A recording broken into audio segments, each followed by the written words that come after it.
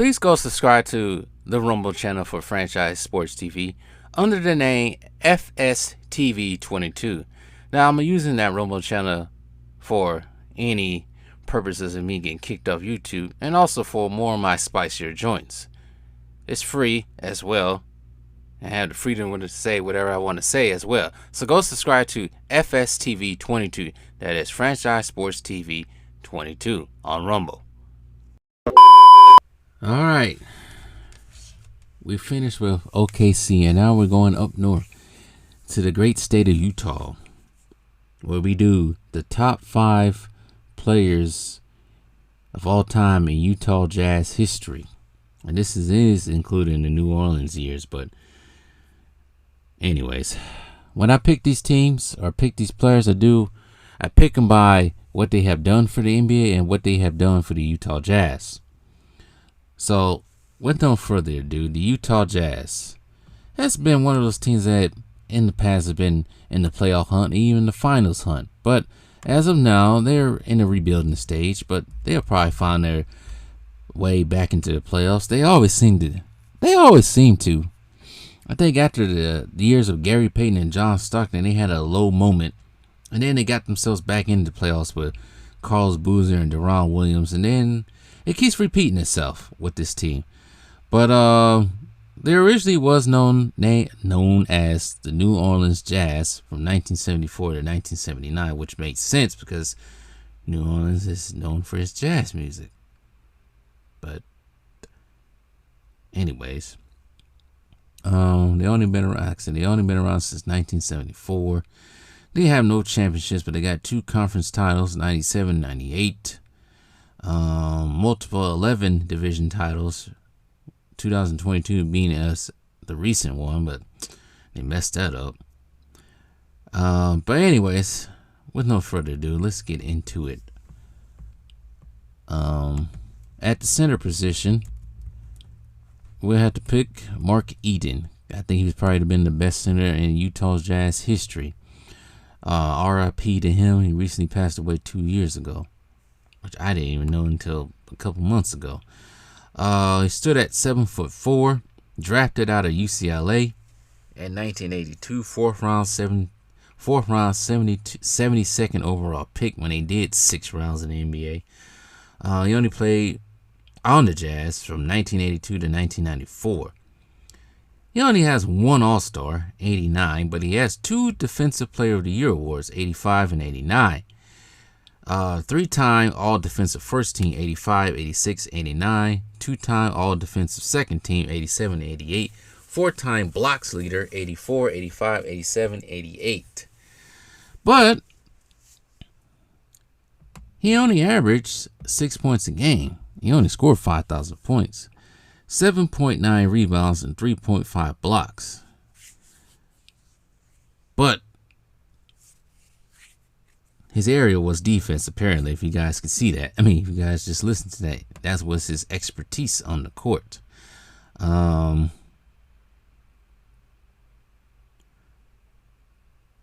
He was very, he's very, very crucial because the Jazz, I'm trying to think, how was the Jazz back in the 80s? Jazz back in the 80s, they got to the playoffs a couple of times, but they just couldn't get past teams like the Lakers. Mark Eaton's best year, statistically, probably would have came the 84-85 season. He averaged 9.7 rebounds. Not 9.7 rebounds, 9.7 points, 11 rebounds. Not too bad from free throw.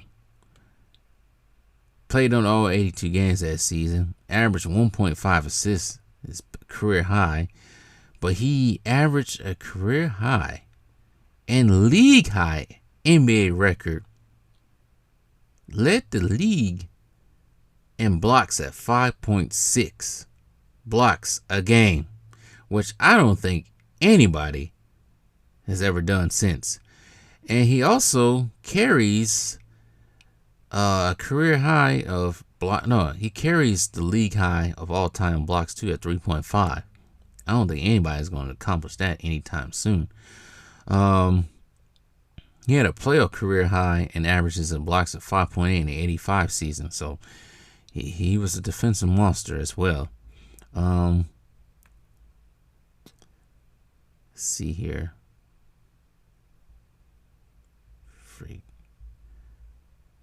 But that's Mark Eaton. Retired at 94. The knee and back injuries caught up with him. I think he was trying to play another season, but that back, when he's that tall, back and knees are one of the first two that start to go away. Let's see here. Say one more thing about Mark Eaton before I go to the next person. At his time of retirement, he ranked second all time in league history in total block shots, behind Kareem. Kareem had 3,000 blocks. Blocks were not recorded officially until the 73-74 season, so Kareem probably might have more than that. But Eaton is, like I said before, Eaton is the NBA all-time leader in blocks per game. So that's something he beats Kareem at. And in a 6-game span from his second season through his 7th season, he led the league in blocks 4 times, like I said before. So yeah, he was a beast on defense. But that is Mark Eaton. At the power forward position, you guys shouldn't be surprised at who this is. This person probably synonymous with the Utah Jazz name, Karl Malone. Karl Malone was drafted in 1985 from Louisiana Tech. First round, 13 overall pick. Played on the team from 85 to 2003 before he went to play with the Lakers for a year, trying to capture that ring. With the Utah Jazz, he was a 2-time MVP, 97 and 99. Jordan still thinks he probably deserved that 97 MVP. 14-time NBA All-Star, 2-time All-Star Game MVP in 89 and 93. 11-time All-NBA First Team, 2-time All-NBA Second Team, All-NBA Third Team just once. 3-time All-Defensive First Team, NBA All-Defensive Second Team just once, Rookie First Team just once, part of the 50th and 75th anniversary teams. 36,000 point scorer as well. We ain't gonna forget that. And Hall of Famer. And a 92 and 96 Olympic gold medalist in Barcelona and Atlanta. I forgot he was on that 96 team. We know Karl Malone, especially in his young years, he was a machine. He was a unit on offense and defense. Probably could say the precursor to LeBron James. You know what? That's who LeBron James should be compared to. Karl Malone, more than anything. Just by their play style almost. But they'll never admit that. But anyways, I'm not going to go too much into Karl Malone. You guys pretty much know how great Karl Malone was on the court. I'm not talking about off the court. Some people get that mixed in. I don't know why, because they don't know how to separate on the court and off the court. He does have a statue outside of Delta Arena. It used to be known as Vivid Arena, but now it's going back to Delta Arena.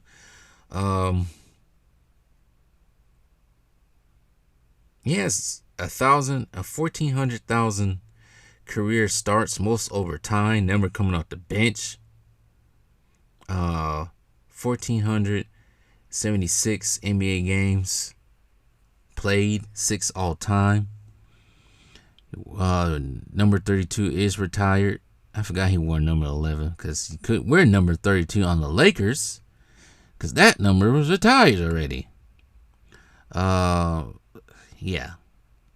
Consistent scorer around.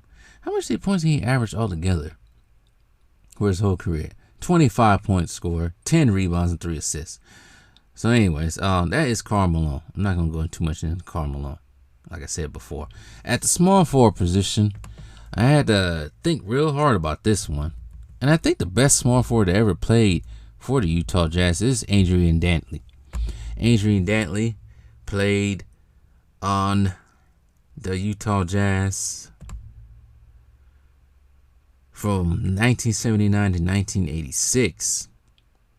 He originally was drafted in 1976 by the Buffalo Braves, which are now the Clippers. Yeah, they are the Clippers now. First round, 6th overall pick. Is that right? Yep, they are the Clippers. Because it went Buffalo Braves, and then they moved them to San Diego when it became the San Diego Clippers. Why they got the San Diego Clipper name due to the Clipper boats in San Diego before they moved to LA. That's right. Sometimes I get the Rockets and Clippers history all mixed up. But anyways, Andrew Dantley, like I said, he played for the Jazz from 1979 to 86 before he was moved on to the Detroit Pistons. But during his time in Utah is pretty much when he became well known, especially being known as a prolific scorer, leading the league in scoring in 81 and 84. He averaged over 30 points a game each season from 81 to 84. He was named the He was named the NBA Comeback Player of the Year. 6-time All-Star. Couple of them, most of them with, actually all his All-Stars came with the Utah Jazz. 2-time NBA second team. Like I said before, Comeback Player of the Year in 84. He was Rookie of the Year, but he was Rookie of the Year with the Buffalo Braves. He did spend 2 years on the Lakers, so not forget about that. Like I said before, 2-time NBA scoring champion. Number 4 is retired with the Utah Jazz. 23,000 point scorer and Basketball Hall of Fame as well. The reason why he left the Utah, because he had a dispute with his contract with the front office and the head coach primarily, and he was traded out of Utah with 2nd round draft choices in 87 and sent to the Detroit Pistons in exchange for Kelly Tripucka and Kent Benson, and that's how he got on Detroit. But most of his time on Utah, that's pretty much where he got his bread and butter at, got his fame at. But if it wasn't for, let's say, the coach, which his name is Frank Layden, it wasn't for the drama between that, maybe they could have got Utah. Let's say this: Utah probably could have got to at least to the finals. I don't know. Just saying. But anyways, his best year, like I said, his best years with Utah were 81, 84, averaging 30. Actually, most of his time in Utah, he averaged anywhere from 28 to 30. I think his last year in Utah, 85, 86 season, he averaged 29. So he was a big-time scorer. He was no joke. Averaging 32 points a game and 84 with Utah. So anyways, that's Adrian Dantley. Let's put some respect on his name. Some people don't like to put respect on his name. But anyways, at the shooting guard position,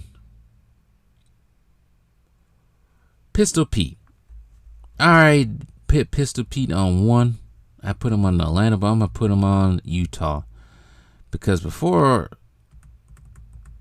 John Stockton and all those guys came along, there was Pistol Pete on the Utah Jazz. Actually, he wasn't even in Utah, tell you the truth. He was actually in New Orleans. So let me go through his career with Utah right quick. He went to Utah. I think he left the Hawks. He left the Hawks and went to Utah, but New Orleans in 1974. He was an All-Star his first year. No, he was not an All-Star his first year. He was an All-Star in 77 and 79. He only played with Utah from 74 to 80, or New Orleans and Utah. With Utah or New Orleans, he did get an NBA second team and NBA first team scoring champion with them. He's also part of the 50th and 75th anniversary team. Can't forget that. Number is retired with the New Orleans Pelicans and Jazz.